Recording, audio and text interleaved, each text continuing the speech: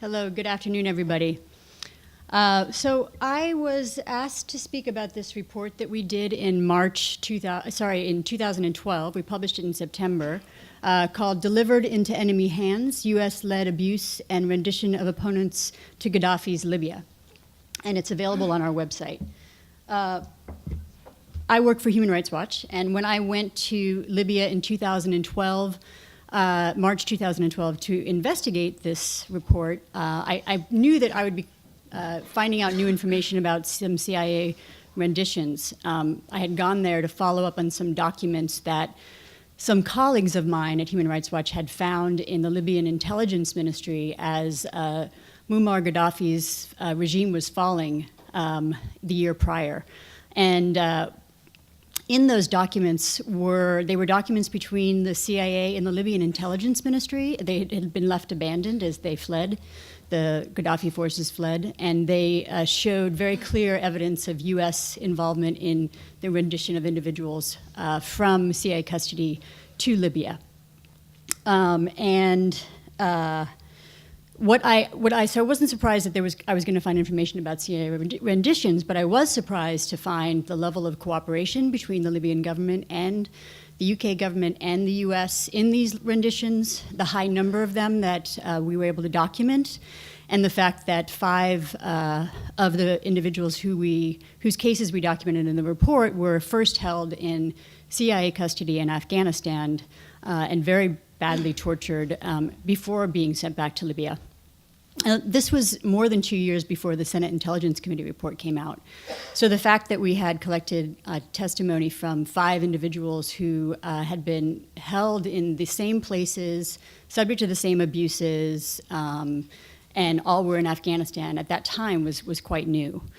So I started my research by going to Libya in March 2012, and I tracked down the names of the individuals who were named in these Tripoli documents, as we called them at the time. I began interviewing them, and then they led me to other detainees who had been in similar situations. In all, as part of the report that we published, it was called Delivered into Enemy Hands, we documented the rendition of 14 individuals, all Libyan. All were members of what was then known as the Libyan Islamic Fighting Group, the LIFG, back to Libya. All of the LIFG members who we interviewed said they had no conflict with the U.S., that they were not allied with al-Qaeda or any other terrorist group, and that their sole aim was the overthrow of Gaddafi. I interviewed all of them separately. I went to a lot of different places in Libya. I went to Ajdabiya, to Benghazi, to Misrata in Tripoli. So of these 14 renditions, 9 of them were clearly conducted by the U.S., 2 of them with the assistance of the United Kingdom. The others contain less evidence of U.S. involvement in the actual transfer, but a lot of evidence of U.S. involvement in the interrogations prior to transfer and in subsequent interrogations. 5 of the 14 individuals, as I said, were held in U.S. secret-run prisons in Afghanistan prior to being sent back. Many of the people profiled were telling their stories for the first time because until recently they'd been locked up in Libyan prisons, released only when the uprising against Gaddafi began. Had there been no uprising, their stories might remain untold today. The renditions we documented occurred only after the US, the UK, and Libya had began to mend relations after a long period of discord. As part of this rapprochement, Gaddafi began giving names of his enemies, essentially, to the US and the UK, claiming that they posed a terrorist threat. The countries then increased their intelligence sharing and cooperation, and the US began to arrest many of them in various parts of the world and then render them unlawfully, without process, back to Libya. 10 of the 14 individuals were sent back within about a year of the rapprochement, and 7 were within the first 5 months.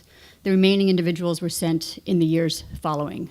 There were many compelling accounts that we documented in this report, but for the purposes of this hearing, I'm going to focus on the ones that we can connect to Aeroflights.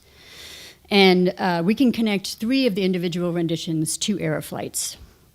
In addition, in some of the documents, one of the documents that we found in Tripoli, it shows that the CIA and the MI6 UK intelligence agency had proposed to use one of Aero's jets. It was the 313P to ferry the former CIA Deputy Director Stephen Capps and then MI6 Director of Counterterrorism Operations Mark Allen to Libya on October 19th, 2003. And this was to carry out some of the rapprochement negotiations. Obviously, you probably can't read this, but you can see right here is it actually names the aeroplane with tail number N313P, and it names Stephen Capps and Mark Allen and talks about going on that plane to Libya for negotiations. Then the CIA used that same plane to render one of Gaddafi's most sought-after enemies, Abdul Hakim Belhaj. He was the leader of the LAFG, and his then pregnant wife, Fatima Bouchar, back to Libya several months later. Belhaj and Bouchar had been living in China, and they felt as though they were under surveillance there and their lives were a threat, and they decided to ironically seek asylum in London, in the UK, not knowing that there was this rapprochement in the works between the US, the UK, and Libya. So they tried to get from China to London, and they were diverted by Chinese authorities in Kuala Lumpur for 13 days, and then they were told that they could get to London, but they had to go through Bangkok. So they tried to do that, but then once they got to Bangkok, they were detained by the CIA, and they were held for 5 days before being sent back to Libya. And a cable we found in the Tripoli documents confirms all of this. It is a cable to the CIA, from the CIA to the Libyan Intelligence Agency. It's dated March 4th, 2004. It's document 2173. It thanks Libya for the hospitality that it showed CIA officers during a recent visit. Remarks that discussions had during that visit were very productive. It pronounces that the CIA is committed to developing this relationship for the mutual benefit of both services. And then it then goes on to say that the CIA is also committed to rendering Belhaj, who they knew at the time was being detained in Malaysia, to Libyan custody. 2 days later, another Tripoli document that we found shows the flight plan that they proposed. And it shows it going from where they were located and then being transferred back to Libya. And this flight plan basically corresponds with flight control records that we have on our files and that the Rendition Project has, confirming indeed that flight plane with tail number N313P, which is an Aero-operated aircraft, did make this rendition and returned to Belhaj and Bouchar, his wife, to Libya on March 9th, which is when they said that they were taken back there. While in custody in Bangkok, in CIA custody, Belhaj said that he was blindfolded and stripped and beaten, forced to remain naked, hung against a wall by one arm and then by one leg, and put into a tub with ice. He was also forced to wear earmuffs that were only removed when his captors blasted his cell with loud music or when he was being interrogated. Belhaj said they gave him no food and refused to get him a doctor when he told them that he needed one. Bouchar was separated from her husband, chained by her wrist to a wall and to the floor by both ankles. She also said that they gave her no food, though they did give her water. And then another Tripoli document actually shows that the CIA at the time knew that Bouchar was 4 months pregnant when this was all going on. While in custody in Bangkok, Belhaj said he was stripped and beaten, right. So they were held in this way, and then they were both bound in different ways, and then put on the plane and sent back to Libya. Belhaj was handcuffed and blindfolded, and his hands were tied to his legs. He said he was crouched over, unable to stand or lie down for the entire 17-hour journey. Bouchar said that her captors wrapped her from head to toe with tape so tightly that she was unable to move. They also taped her head completely and covering her eyes before putting a hood and earmuffs on her. She also was not able to move, and she wasn't told where she was being taken to. Her husband, she didn't even know her husband was on the flight until when they landed in Libya, she heard a man grunting in pain and realized that it was her husband with her. Bouchard, when they got to Libya, was held for another 4 months until 3 weeks before she gave birth to her son.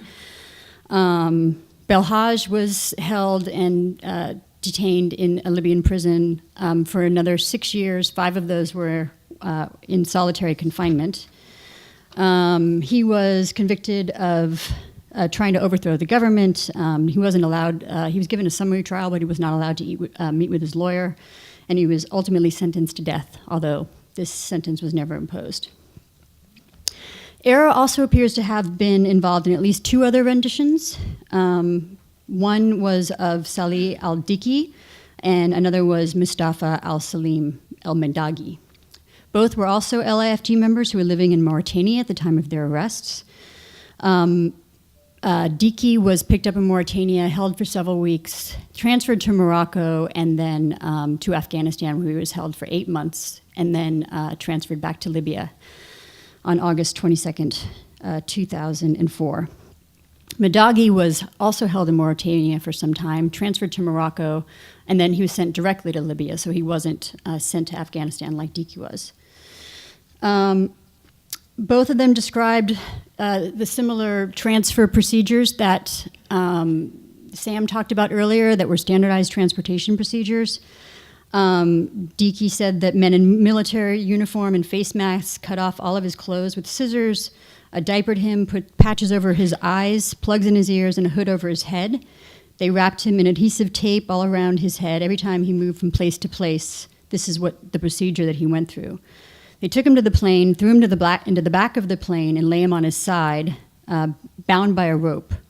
From time to time, a doctor would come around and put something on his finger that he thought was being used to check his pulse. Medaghi described similar conditions during his transfer to Morocco. He was abruptly taken from his detention in Mauritania. His guards stripped him naked, inspected his body, put him in diapers, covered his head in headphones, put a hood over his head, and bound both his feet and hands. Many of these techniques, like we said, are those standard operating procedures that the CIA used. Another Tripoli document confirms all of this.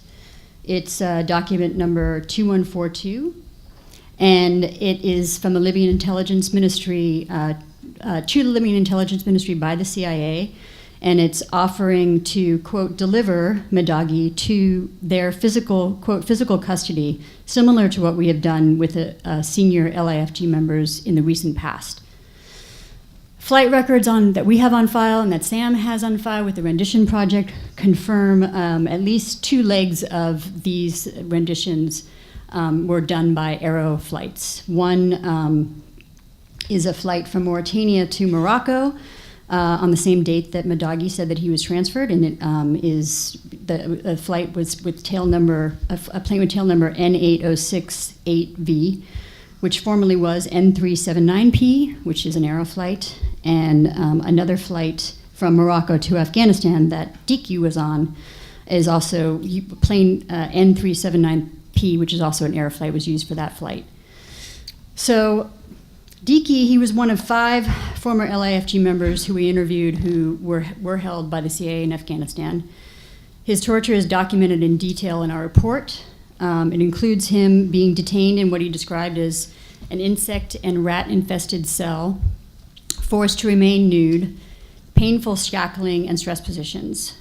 He also expressed some concern that he was afraid that the words wouldn't adequately be able to convey the abuse he suffered. What they did to me was so humiliating, I'm not sure I can explain it properly, especially forcing me to be naked, he said. Diki, like every other detainee who we spoke to, feared for his life once he was being returned to Libya. The program through which most of these detainees, all of these detainees, were rendered and tortured and ill-treated was called the CIA Rendition, Detention, and Interrogation Program, the RDI program.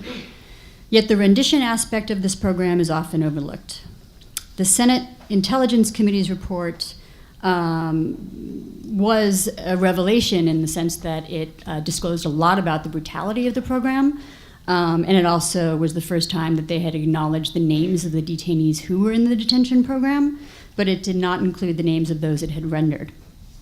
For example, neither Belhaj Madagi, or Sami al-Sadi, who also is documented, his case is documented in our report. He was actually rendered back to Libya with his wife and 4 children. His name does not appear either.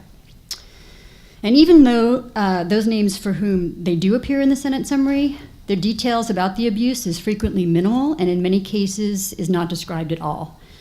For example, Diki's name is in the report. He's listed as being one of the detainees, but no details about his abuse or detention are included. And that is the case for a lot of detainees. Yet, rendition to a country with a known record of torture is a serious violation of international law.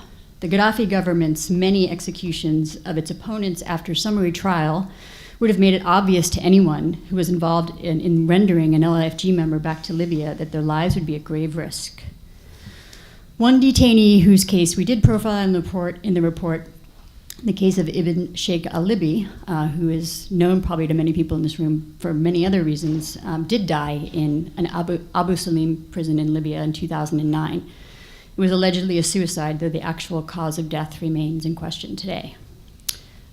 We found a lot of indications that it wasn't a suicide that are in our report.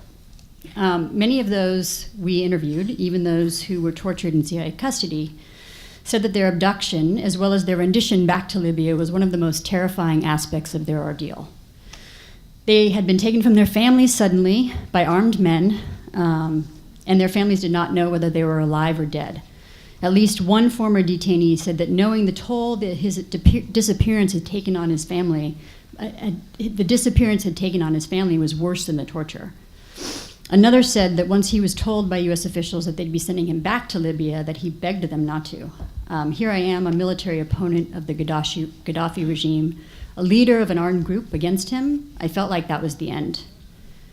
Another said that when they told him he was being sent back to Libya, it was the first time he cried. Quote, the first tears I wept were when they told me I was being handed back to the Libyans, unquote. No one responsible for the abuse that we documented or for that contained in the Senate summary has been held accountable, even though viable criminal charges can and should be brought.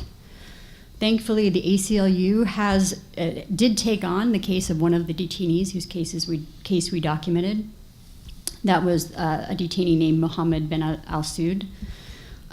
He was one of the first Libyans he was one of the 5 Libyans who had been held in CIA custody and whose case we documented, and it was corroborated. A lot of what the testimony he'd given to us was then corroborated by the Senate summary. He was one of 3 plaintiffs in the ACLU suit that was brought by the ACLU against Salim V. Mitchell. It was brought against the CIA contractors who came up with the program, and it was successfully settled, thankfully, this summer. But his case is the exception. The vast majority of those who were tortured and abused by the CIA remain unrepresented. They lack the legal resources to seek legal redress.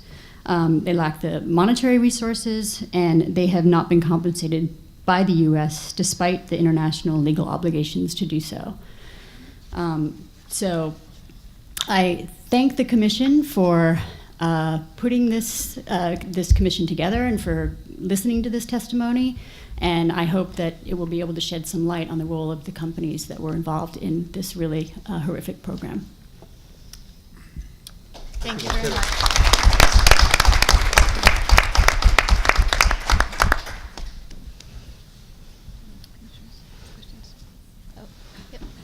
Dr. Sparrow, Commissioner Sparrow.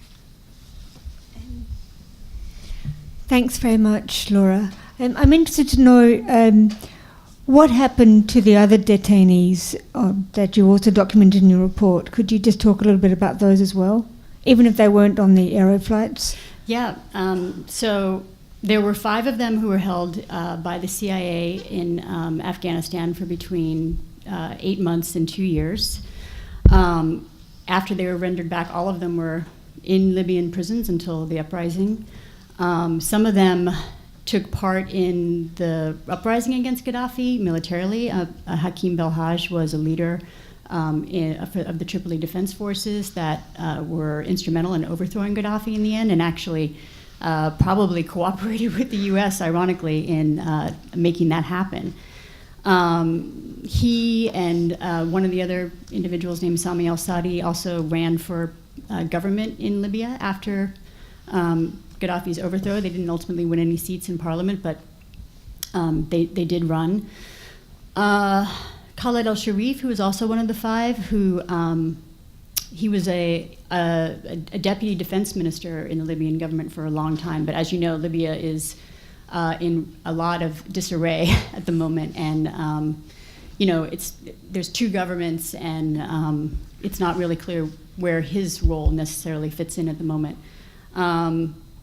Another one is in an import-export business now.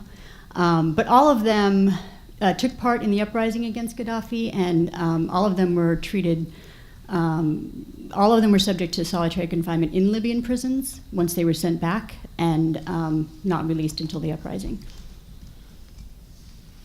Commissioner. I guess I could, in the CIA custody, the torture was really horrific. It was some of the worst cases that were documented.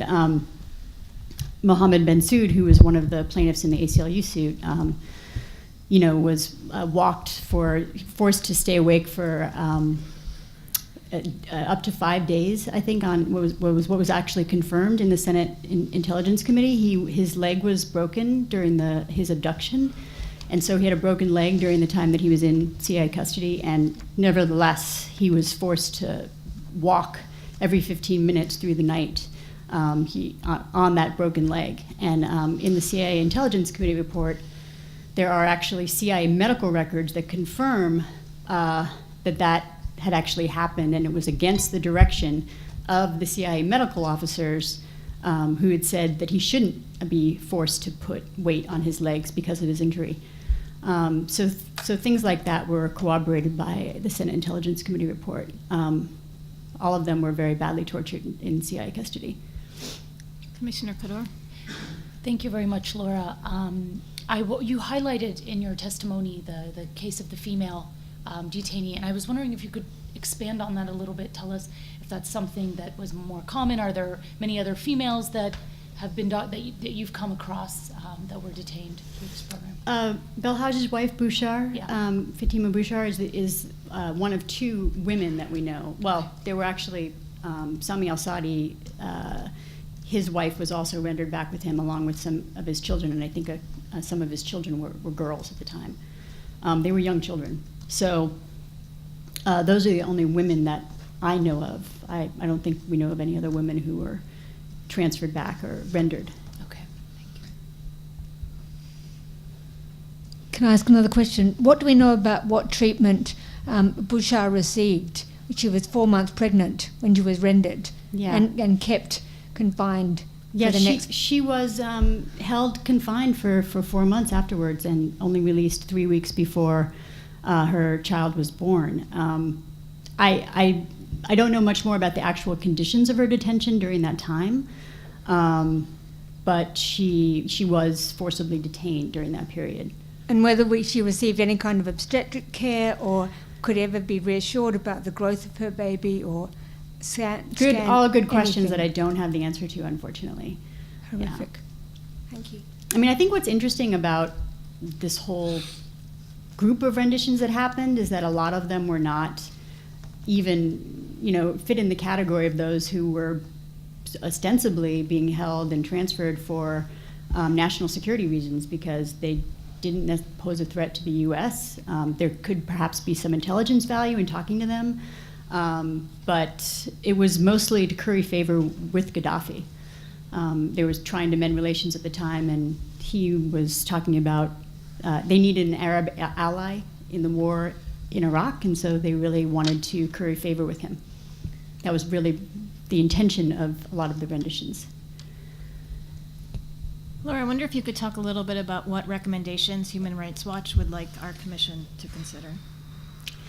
There needs to be more transparency about all of these things. I think what's shocking, and you heard it from Mohamedou's testimony before, is that he can't even talk about, he's out, and he can't even talk about what he needs because he's under so many restrictions even while he's out. And a large part of that is because of the classification, the overclassification of all of this information, the names, the places, the identities of the people, but even things like, someone's medical care during his time in custody. The detainees are still, who are there now, are still under, and the lawyers themselves are under gag orders. And the whole thing is intended really to cover up exactly what happened to them. So though a lot has been disclosed, we still don't know the full, picture of what happened, and we're still forced to, try and obtain information by going to these places and trying to find former detainees and talk to them. We recently found 2 detainees who were only released in 2014. They've been held since 2002. I interviewed them in Tunisia just less than a year ago, and they'd been kept for 14 years, and largely because they were early CI detainees. And their stories didn't come out until relatively recently. So there's still a lot that we don't know. Yep. Oh, so that would be just one recommendation. There's many others. Commissioner Cook? Sorry, just a quick follow-up, a non-lawyer question. How is it possible that the United States could legally prevent anyone who had been in the U.S.? I guess I missed that point. How could the United States possibly prevent anyone from speaking who had been detained? What's the legal mechanism of that? So they, for example, I believe, although it's still not publicly acknowledged or even lawyers can't talk about it, but when people are released, they're told that a lot of restrictions are placed on them about what they can say, what they can do, where they can travel. Mamadou would like to go to Germany. He can't go to Germany. And a lot of the restrictions they can't even talk about those restrictions. So if they, and they're sort of at the mercy of the U.S. because the U.S. is the one that would lift those restrictions if they were going to, they're the ones that need to lift the restriction in order for them to do what they want to do. So some of them will not disclose that because they still need the U.S. to a certain extent. But people in CI custody, people in U.S. custody now, all of those who are still in Guantanamo, we can't get a lot of information about what happened to them. It's still all classified. Yep. My follow-up question to that is related to what you just said about Mamadou. How can the U.S. government keep him from getting a passport in Mauritania? Do you know? They just do it. There's not really an avenue to challenge it legally, except for, there's a habeas review, but they just do it. Can they? It's just very difficult to challenge that kind of decision. So please join me in thanking Ms. Pitter for her testimony today.